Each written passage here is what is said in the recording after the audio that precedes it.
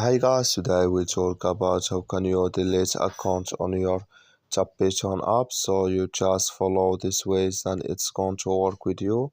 So all you have to do, and first you just go down here, you click here on more down here, you just click on it here.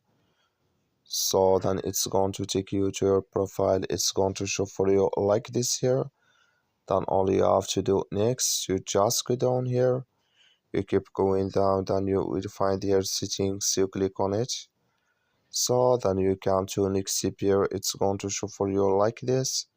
Then you go down here, you will find here delete account, just click on it. So then it's going to take you to this list here, and here can you select a reason here.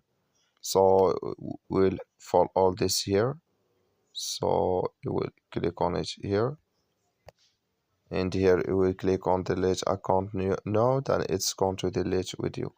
That's all you have to do. That's all. Thank you for watching. Don't forget to support us by liking.